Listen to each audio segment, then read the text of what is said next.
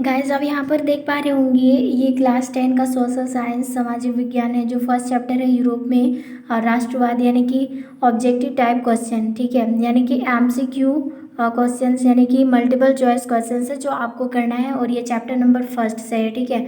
और ये आपको इसीलिए बताया जा रहा है क्योंकि जब भी आपका टर्म वन एग्जाम आपका टर्म वन एग्जाम जो होगा उसमें काफ़ी आपको हेल्प करने वाला है। ये फर्स्ट चैप्टर से है, ठीक है। चैप्टर नंबर फर्स्ट है और यहाँ पर आप देख पा रहे होंगे जेक बोर्ड क्लास 10, ठीक है। अब यहाँ पर समझते हैं ऑब्जेक्टिव क्वेश्चन है मल्टीपल चॉइस क्वेश्चन में आपको 4 ऑप्शन दिया हुआ रहेगा, एक आपको चुनना पड़ेगा। तो सबसे पहला क्वेश्चन है हमारा यहाँ पर दिया है इटली तथा जर्मनी वर्तमान में किस महादेश के अंतर्गत आते हैं, यानी कि इटली और जर्मनी जो है ये प्रेजेंट टाइम में कौन सा महादेश के अंदर आते हैं। तो यहाँ पर देखिए जैसे दिया उत्तरी अमेरिका, दक्षिणी अमेरिका, यूरोप या पश्चिमी एशिया। सो आंसर हो जाएगा ये दोनों के दोनों देश जो है ये वर्तमान में यूरोप महाद्वीप में आते हैं, यानी कि सी ऑप्शन बिल्कुल करेक्ट हो जाएगा। ओके, आगे यहाँ पर दिया है सेकंड नंबर क्वेश्चन, इसमें बोला है कि फ्रांस में किस शासन वंश की पुनः स्थापना वियन कांग्रेस द्वारा की गई थी। यहाँ पे दिया हैप्सबर्ग या आर्लिया वंश या बुर्बो वंश या राजशाही। सो आंसर हो जाएगा यानी कि फ्रांस में जो मतलब यहाँ पर दिया है किस शासन वंश की पुनः स्थापना वियना कांग्रेस द्वारा की गई थी, तो आंसर हो जाएगा बुर्बो राजवंश की। ओके, आगे यहाँ पर दिया थर्ड नंबर क्वेश्चन, इसमें बोला है कि मैजनी का संबंध किस संगठन से था। लाल सेना से, कार्बोनारी से या फिलिक हेटेरिया से या डाइट से। सो आंसर हो जाएगा जो मेजनी का संबंध था वो किससे था, कार्बोनारी से था, ठीक है। उसके बाद नेक्स्ट क्वेश्चन से यहाँ पर हमें दिया है इटली एवं जर्मनी के एकीकरण के विरुद्ध में कौन था, निम्न में से कौन था, इंग्लैंड, रूस, ऑस्ट्रेलिया या प्रशा। सो आंसर हो जाएगा इटली एवं जर्मनी के एकीकरण में के विरोध में कौन था, तो आंसर हो जाएगा ऑस्ट्रेलिया था, सी ऑप्शन बिल्कुल करेक्ट हो जाएगा। 5 नंबर क्वेश्चन में बोला है काउंट कपूर को विक्टर एमुनियल ने किस पद पर नियुक्त किया था, सेनापति, फ्रांस में राजदूत, प्रधानमंत्री या गृह मंत्री। तो आंसर हो जाएगा काउंट कपूर जो है वो प्रधानमंत्री पद पर उनको चुना गया था। सो ये हो जाएगा हमारा आंसर। और ये है हमारा चैनल का नाम, अगर आपको सर्च करके देखना है तो देख लो पिछले साल का किस तरह से क्वेश्चन पूछा था। 6 नंबर क्वेश्चन से यहाँ पर हमें बोला है कि गेरी बर्डी पैसे क्या था। सो यहाँ पर है सिपाही, किसान, जमींदार या नाविक। सो आंसर हो जाएगा गेरी बर्डी पैसे जो है वो एक नाविक था, तो डी ऑप्शन बिल्कुल करेक्ट हो जाएगा। आगे यहाँ पर बोला है जर्मन राइन राज्य का निर्माण किसने किया था, लुई 18वां या नेपोलियन बोनापार्ट या नेपोलियन 2 या बिस्मार्क। सो आंसर हो जाएगा नेपोलियन बोनापार्ट द्वारा बनाया गया है, मतलब निर्माण किया गया है। आगे यहाँ पर जलवेरिन कैसी संस्था थी, क्रांतिकारियों की, व्यापारियों की, विद्वानों की या पादरियों एवं सामंतों की। सो आंसर हो जाएगा ये व्यापारियों की संस्था थी, ठीक है। आगे यहाँ पर बोला है रक्त एवं लोह की नीति का अवलंबन किसने किया, मैजिनी ने, हिटलर ने, बिस्मार्क ने, विलियम ने। सो आंसर हो जाएगा बिस्मार्क ने किया था, ठीक है। नेक्स्ट क्वेश्चन से यहाँ पर हमें दिया है कि फ्रैंकफर्ट की संधि कब हुई थी, ठीक है।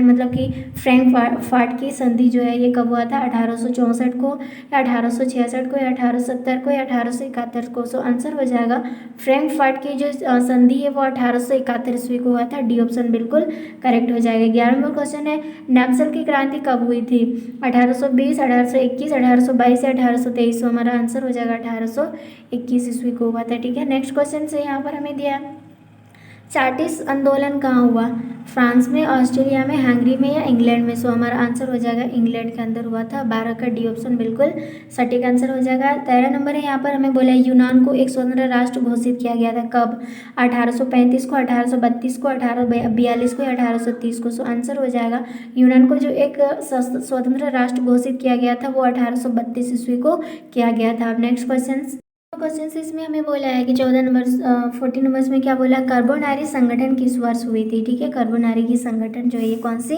साल को हुआ था, तो देखिए यहाँ पर दिया 1832, 1815, 1810 या 1831 ईस्वी को हुआ था। तो कार्बोनारी संगठन जो है वो 1810 ईस्वी को ही हुआ था। नेक्स्ट क्वेश्चन से यहाँ पर जैसे यहाँ पर दिया है एड्रियानोपल की संधि कब हुई थी, 1828 को या 1829 को या 1830 को या 1831 को।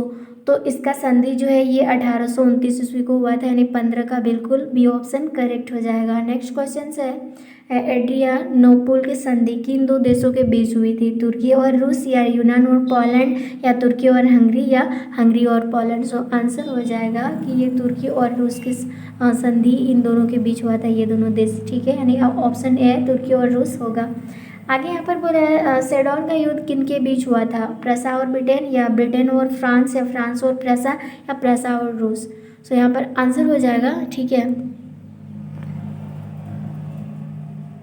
नेक्स्ट क्वेश्चन है किस देश का हंगरी पर पूर्ण मतलब अधिपत्य था? फ्रांस, ऑस्ट्रेलिया, ब्रिटेन, या तुर्की। सो हमारा आंसर हो जाएगा ऑस्ट्रेलिया, ठीक है, बी ऑप्शन करेक्ट हो जाएगा। आगे यहाँ पर दिया पोलैंड के विद्रोह को किसने कुचाल दिया? रूस, ब्रिटेन, ऑस्ट्रेलिया, या फ्रांस, किसने कुचाला? सो आंसर हो जाएगा रूस ने, फर्स्ट ऑप्शन करेक्ट हो जाएगा। 20 नंबर क्वेश्चन से बोला सन 1870 ईस्वी में फ्रांस और प्रसा के बीच में जो युद्ध हुआ था ये कहाँ पर हुआ था? सेडोन पर, सेडवा पर, साइडन पर, या फ्रैंकफर्ट पर। सो आंसर हो जाएगा ये सेडोन में हुआ था, जो 1870 में फ्रांस और प्रसा के बीच की युद्ध, ठीक है। नेक्स्ट यहाँ पर बोला यूरोप वासियों के लिए किस देश का साहित्य एवं ज्ञान विज्ञान प्रेरणा स्रोत रहा? जर्मनी का, यूनान का, तुर्की का, या इंग्लैंड का। सो आंसर हो जाएगा यानी यूरोप वासियों के लिए साहित्य एवं ज्ञान का विज्ञान पर तो मतलब कि प्रेरणा स्रोत कौन सा है? सो आंसर हो जाएगा यूनान, यानी बी ऑप्शन बिल्कुल करेक्ट हो जाएगा। क्वेश्चन से युवा इटली संस्था का विकास किया किसने? मैजनी ने, मतलब काउंट कबूर ने, या गैरिबॉल्डी ने, या बिस्मार्क ने। सो आंसर हो जाएगा मैजनी ने, ठीक है, इन्होंने ही युवा यानी कि युवा इटली संस्था का विकास करा था। आगे क्वेश्चन से यहाँ पर बोले 23 नंबर में बिस्मार्क निम्न में से क्या था? कवि था, अब कौन था, मतलब कवि था, या नाटककार था, संगीतज्ञ था, या कूटनीतिज्ञ था। सो आंसर हो जाएगा बिस्मार्क जो है वो एक कूटनीतिज्ञ था, ठीक है। आगे यहाँ पर दिया है 24 नंबर 24 में बोला है सॉर्डिनिया, या यहाँ पर सॉर्डिनिया से पिडमाउंट का शासक कौन था? ठीक है, नेपोलियन थर्ड, या काउंट कबूर, या विक्टर एमेनुअल, या विलियम प्रथम। सो आंसर हो जाएगा विक्टर एमेनुअल जो था यहाँ का शासक था यानी राजा था, ठीक है। आगे यहाँ पर बोला है कि यूनानी स्वतंत्र आंदोलन के दौरान कौन ब्रिटिश कवि शहीद हुए? लॉर्ड वायरन, या कसूत, या फ्रांसिस डिक, या विलियम प्रथम। सो आंसर हो जाएगा लॉर्ड बायरन, ठीक है। आगे यहाँ पर दिया है कि जलेवराइन की स्थापना किस राज्य ने की? प्रसा ने, ऑस्ट्रेलिया ने, सॉर्डिनिया ने, फ्रांस ने। सो आंसर हो जाएगा प्रसा ने किया, ठीक है। आगे यहाँ पर दिया है हंगरी की भाषा क्या थी, यानी हंगरी जो है इनकी भाषा क्या थी? इतावली, मैग्यार, पॉलिश, या फ्रेंच। सो आंसर हो जाएगा मैग्यार था, ठीक है।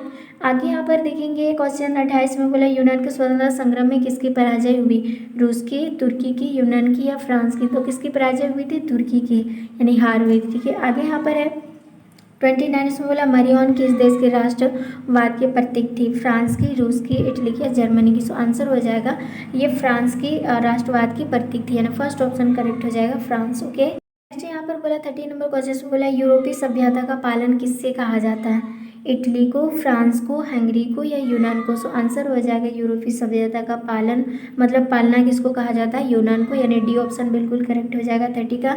एंड 31 यहाँ पर बोला एक्ट ऑफ यूनियन किस वर्ष जो है पारित हुआ था? 1668, या 1707, या 1788, या 1807 ईस्वी को। तो आंसर हो जाएगा एक्ट ऑफ यूनियन की जो पारित हुआ था वो 1668 ईस्वी को ही हुआ था, यानी फर्स्ट ऑप्शन करेक्ट हो जाएगा। आगे क्वेश्चन से यहाँ पर 1789 की फ्रांसीसी क्रांति के समय वहाँ किस राजवंश का शासन चल रहा था? तो यहाँ पर बोला ट्यूडर, स्टुअर्ट, या बुर्बो, या रोमनो। तो बुर्बो वंश की राज्य मतलब कि राजवंश का शासन चल रहा था बुर्बो वंश का, ठीक है। आगे यहाँ पर बोला है कि नेपोलियन संहिता किस वर्ष लागू की गई थी?